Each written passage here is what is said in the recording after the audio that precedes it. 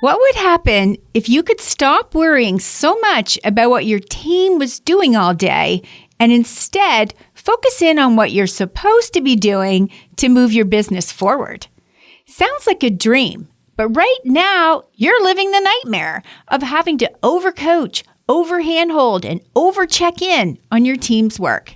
Let's put an end to that and instead roll out super clear 5-hour work plans, drum beats, and more of my signature tools that drive accountability and self-sufficiency deep into your team.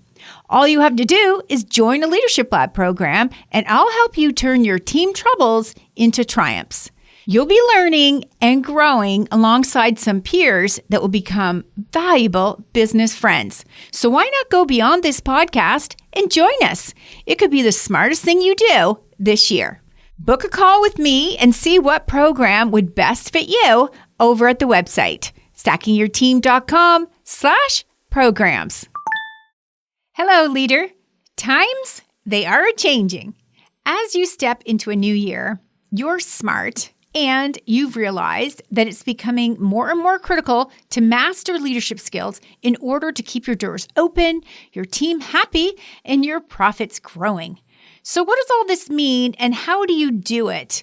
Well, that's what we're going to dive into today with some real examples of people who are taking back control of their success in both relevant brand building, team development, and remarkable client care. Welcome to the Stacking Your Team podcast. Thanks for tuning in and following your curiosity to learn and honor your personal conviction to be the best leader you can be. On this podcast, you won't hear a bunch of theories presented by academics who haven't been in a workplace in years or ever, and you'll not hear from executives who are flush with capital, people, and pool tables in their cafeteria telling you how to build team culture. Nope. Why? Because you are a small business owner and you've built something great out of nothing. And through it all, you've learned that you need a team, but not just any team. I'm your host, Shelli Warren. I've led winning teams in retail, innovative technical teams at a Fortune 50 corporation for decades, not-for-profit boards, and in online business, and helped many remote teams win at work. And I can tell you that no one escapes team troubles, including me. These days, I'm the CEO of Stacking Your Team, where I teach and develop tools for small business owners so they can attract, retain, and develop their teams so the founder can step out of her day-to-day operation. I'm so happy you're here because we all know that the people side of running your business is often the most difficult, and the team that got you here may not be the team that gets you there. So come on, let's jump in to today's episode. It's becoming more and more important to stay ahead of the curve, anticipate what your clients and customers want before they even do, and plan for the unplanned. We've all seen consumer spending habits change, the cost of living is rising, and technology, well, it's not slowing down anytime soon. So as a small business owner, it's all about doing the right things now to ensure a strong future. In your role as CEO, one of the most important components of it is to cast a vision of the future and then back it up with solid plans that deliver your intended outcomes. I mean, come on. You want to be ready for the next big opportunity, and you want to be prepared for any shifts in the niche that you serve, rather than reacting or trying to react with the strategy that's thrown together under duress. So let's break it down into these 4 critical leadership skills that I believe we all need to have in order to be successful in your small business this year. The first critical leadership skill that I believe will be absolutely necessary to learn, apply, and then master if you're going to be successful this year is this. Either you or someone on your leadership team needs to be fascinated with emerging trends. This is directly linked to continuing to be relevant to your clients and customers in a world where they're being bombarded with new stuff every minute, every day. A great example of this is Stanley. You know, that 110-year-old thermos company that has morphed into a cool cup that all the cool moms have now. My dad had a Stanley thermos that he took to work at the factory every day for decades. All of his hunting buddies had theirs too, and you can still find some vintage ones if you look hard enough at the flea markets or even online. So how did a brand and a product go from being a man's must-have, can't be a real man without it, to being a pastel cup that fits in your vehicle's cup holder, complete with accessories like charms, name tags, snack holders, and a strap to make it wearable, and those cute straw toppers and more? Well, an influencer, of course. Here are some stats that I found online. In 2019, they had 73 million in sales. In 2023, just a few short years later, they are projected to hit 750 million in sales. Wow, that is a definite resurgence of their brand and their product lineup. You see, it all went wild when a popular blog for women posted about this cup that suddenly became in demand. Instead of brushing off this sudden surge in sales from a new and unexpected audience, like most brands do, Stanley's new president, who has a strong marketing background, by the way, decided that they should go all in on this new audience made up of women. They launched brand new colors that were pastels and other colorful options, very opposite of what they had done for the last century. They did collaborations with influencers and other popular brands like Starbucks, and they created wait lists of thousands of women and sold out for every new launch. They're on fire. In Canada, one of our biggest social media influencers is Jillian Harris in British Columbia. She's never without her white Stanley cup. And of course, she's an affiliate for the brand. So what was the critical leadership skill here? Being fascinated by emerging trends instead of fearful or complacent. You see, sometimes you can have a winning product in your back pocket. You just need to get in front of the right audience. Stanley, the brand who had catered to hardworking men for over 100 years, sees the interest from a whole different customer base, and instead of waving those interested women off, their CEO saw the opportunity and took action on it. 750 million in projected sales kind of action. What's the second critical leadership skill that I believe you're going to need to take a hold of this year? Here it is. Embracing technology. Case in point, healthcare professionals quickly shifted to telehealth due to the COVID-19 pandemic lockdown protocols and the general fear associated with being in the public. This new real-life situation ramped up the anxiety levels everywhere, but millions of people still needed their healthcare services. They just needed them to be delivered in a new way that allowed them to stay safely at home. Enter telehealth, which was already available, but not used widely and certainly not as mainstream as it is now. Many of my clients learned it, embraced it, and trained their teams on the functionality over a weekend to be able to contact their clientele quickly, to get people jumping online to meet with their healthcare professional, including children. But that wasn't the end of it. Apps became the next best thing to being on a video call with your provider, and therapy practices took a hit when big tech companies who had nothing to do with therapy decided to step in and introduce apps that were marketed as an easier way of getting help, packaged as better help, rather than having to leave your home and go see a therapist in person. Now, no one was exempt from it, including dietitians who are now losing their clients to apps like Noom.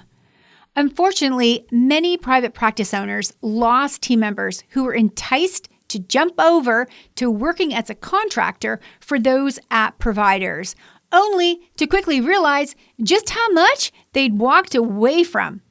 It's very different being a part of a team in a private practice than being one of thousands of contractors who feel incredibly isolated working from home through technology, day in, day out. So what was that critical leadership skill? Embracing technology, even when it feels excessive and overwhelming.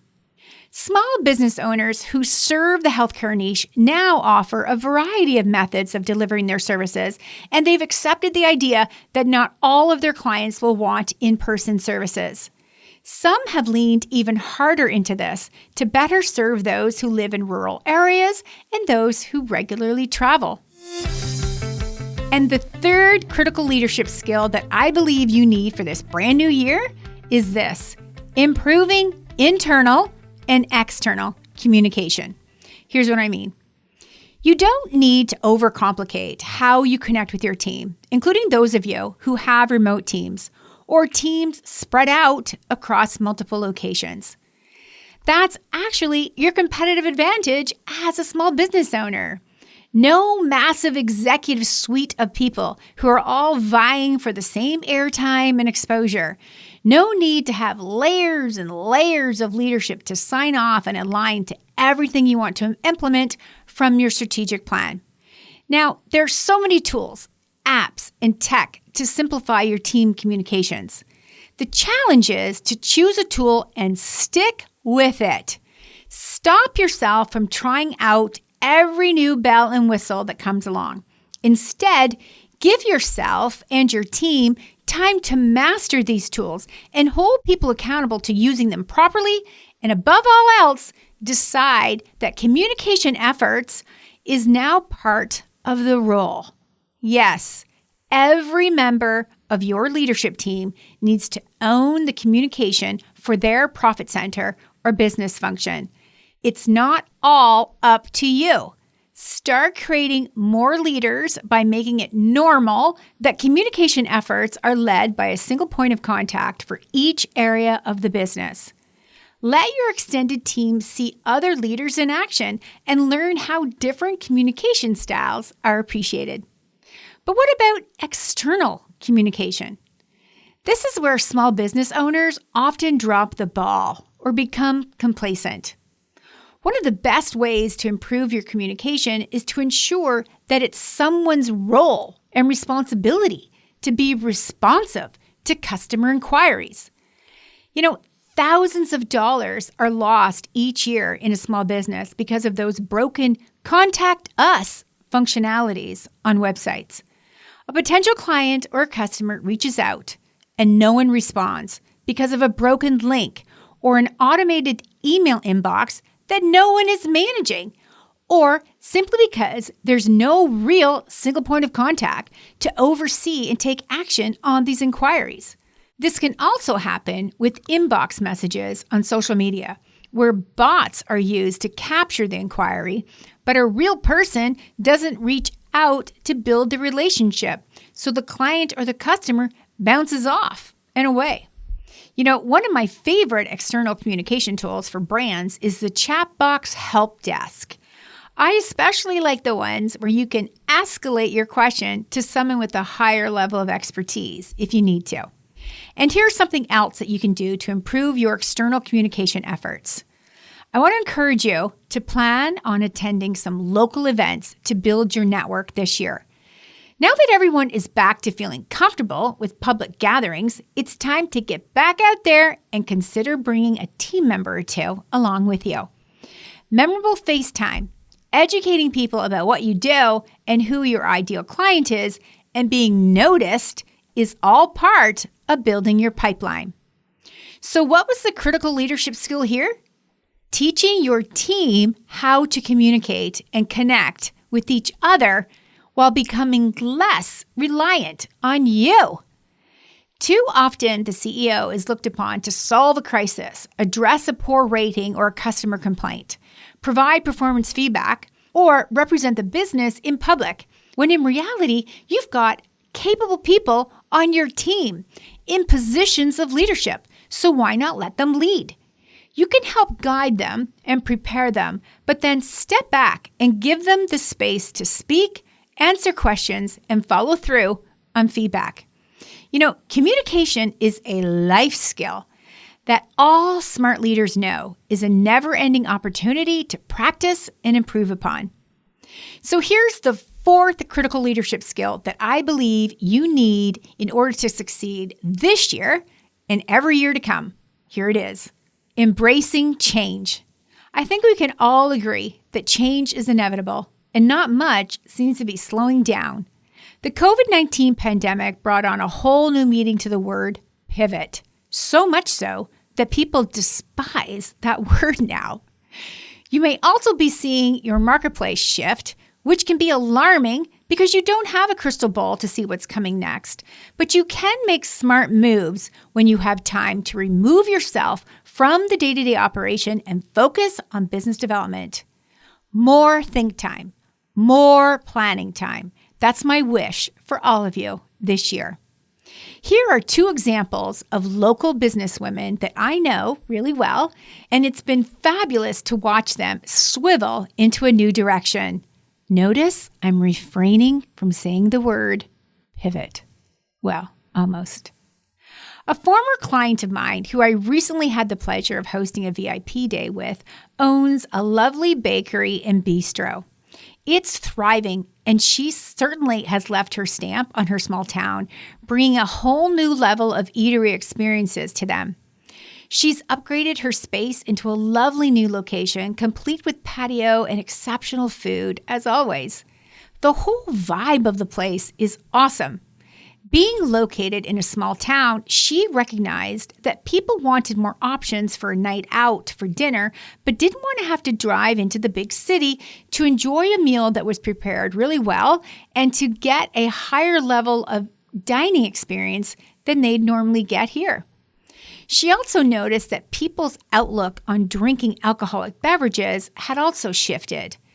Not only for the obvious driving dangers, but also for the impact it has on our health and well-being and how it can amplify mood swings for people who are already troubled with anxiety.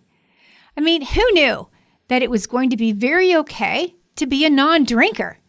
As one myself, I can tell you that growing up, and even in my 30s, I had to always be prepared for someone to spike my drink as a joke, or at a minimum, bombard me all night with questions about why I don't want to drink and comments of being a party pooper. Oh, come on, it's just one little drink. I am so thrilled to see society making it okay, even cool, to not drink at every social event. But to get back to our smart business owner, she decided to open up her bistro 2 evenings a week for a select menu of fine dining offerings coupled with a full array of non-alcoholic cocktails.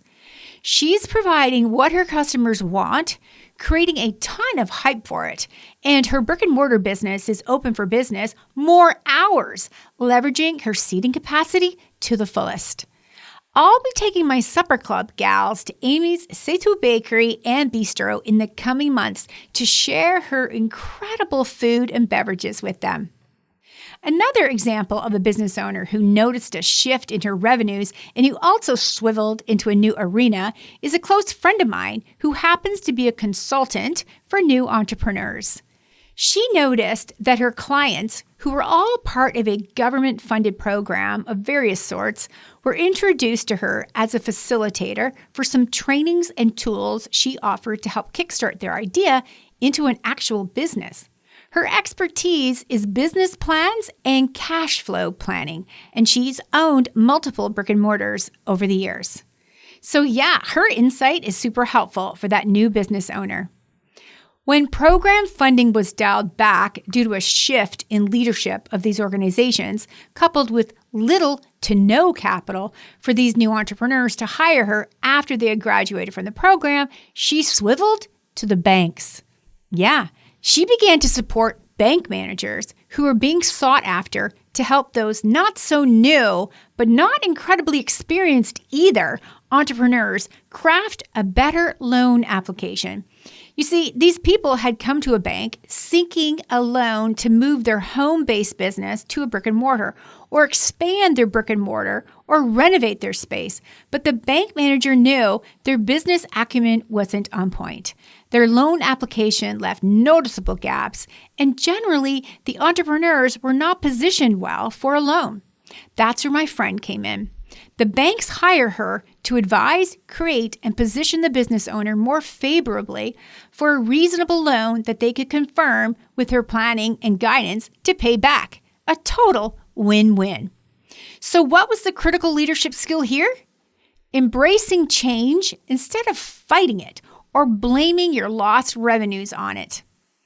You know, it's true, we all like stability and we'd like to have more of it. But business owners who have critical leadership skills are stretching themselves to think broader than their immediate client and customer roster and thinking creatively about additional revenue streams that are doable with some twists to your services.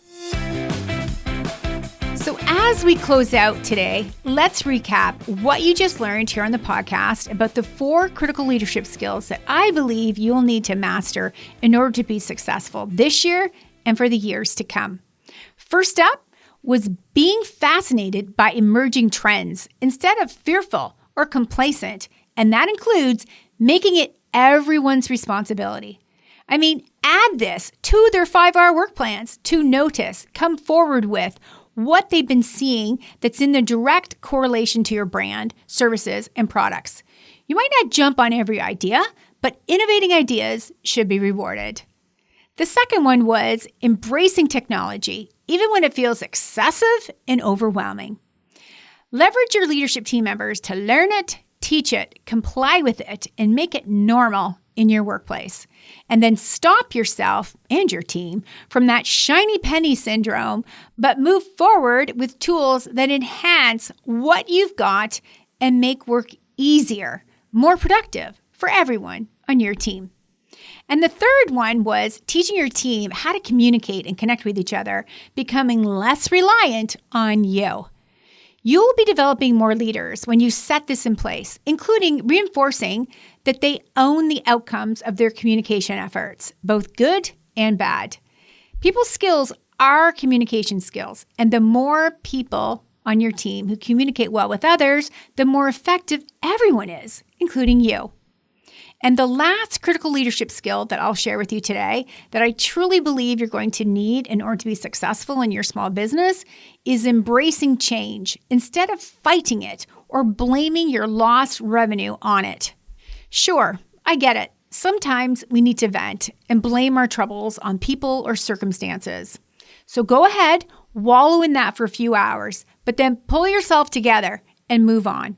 I know that it's a lot of pressure to have your family, your clients, your customers, and your team counting on you to ensure that they're all taken care of. Seriously, I get it, which is why I'm so darn driven to help all of you get more time to think and plan for your future instead of reacting to change while being so exhausted and overwhelmed, your strategies don't actually work all that well. You need time out of your daily operation to develop these critical thinking skills that will ensure your long-term success. Having a strong leadership team is your first step.